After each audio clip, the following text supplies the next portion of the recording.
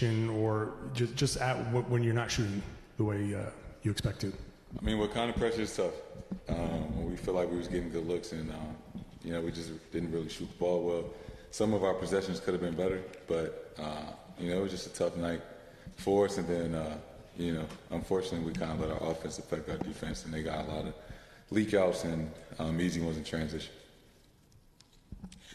How would you explain the extreme difference from, Miami to tonight, and how do you guys go about making sure that it doesn't linger and you just move on from tonight? Just have short-term memory. There's nothing we could do to change it, essentially. Take it on the chin. We didn't play well. They deserved to win, and get ready for Monday.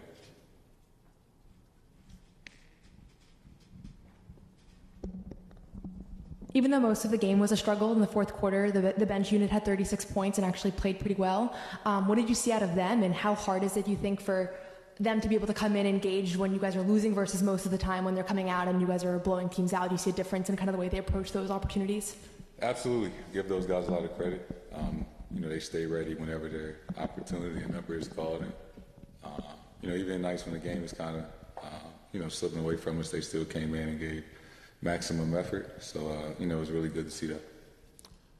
Jayson, Joe's talked a lot about attacking switching this year. You guys have made progress with that, especially after that Warriors loss. What were they doing defensively that kind of stalled some of the passing and ways you've attacked switching before?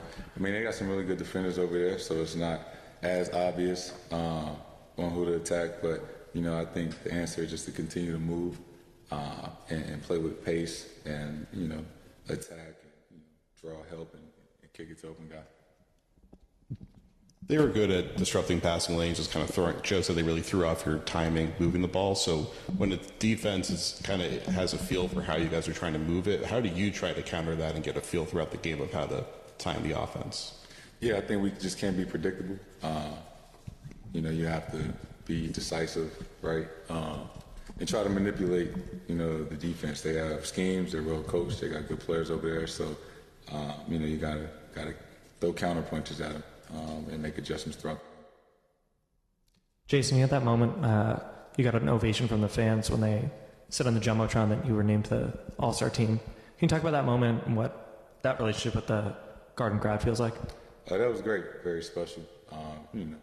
Sure, a lot of people in there voted for me to help make that happen. So, it's a cool moment that kind of showed my appreciation. That I was really grateful for that moment and, thankful for the fans. You mentioned the difference between the Heat game and this game tonight. Porzingis was a huge part of the offense in the Heat game. How do you guys adjust to not having him on the floor as sort of that release valve? And it felt like the ball was stopping a bit more tonight. How do you change when he's out? Yeah, obviously we play a little different when he's not out there. But, we still have answers and, we feel like we have enough to win.